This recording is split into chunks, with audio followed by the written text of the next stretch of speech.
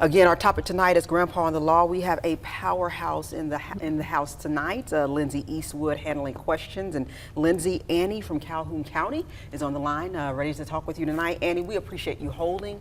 If you will, go right ahead with your question. Yes, thank you.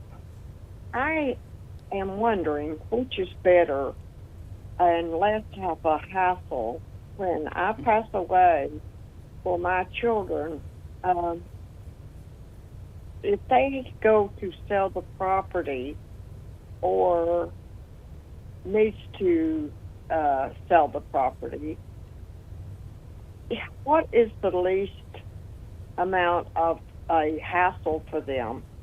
To have a will and state what you want, or have it in trust? What is the difference? That's a great question, Annie. Thank you, Annie. So I think that's a wonderful question, and one that is very, very common.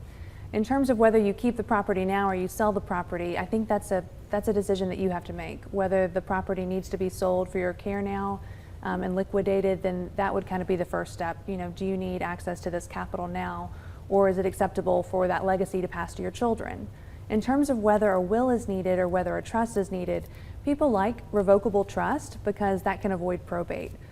If a trust is done correctly. Now, it really needs to be funded properly. So that means you would need to have an attorney prepare the trust and then also a pour over will so that any asset that was potentially not included in the trust would still pass to the trust. So you would appoint a trustee in that circumstance.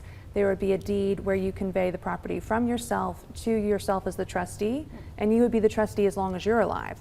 At your death, you could appoint maybe a child to be the trustee, and that way they could automatically sell the property as soon as you pass away.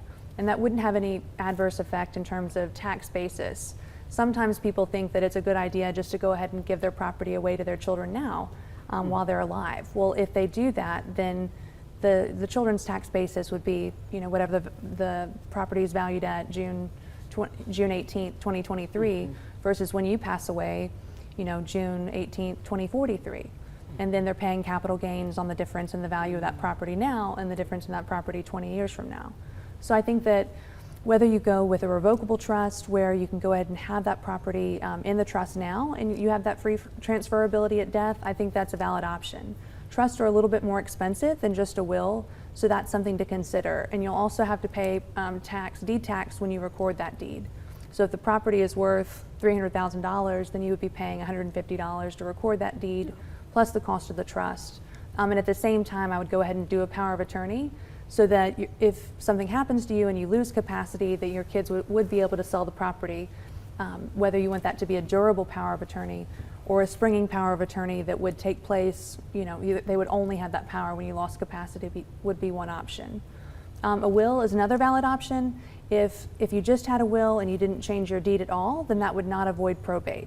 So your kids would need to open up your estate, your will would become public, which is something to consider. So I think that those are some pros and cons of a will versus a trust. Yes, and Annie, that's a lot to consider and ponder. So again, we are going to give Lindsay's info at the end if you want to just kind of walk through those steps again, just to think through. Wow, there's a lot to talk about in this area.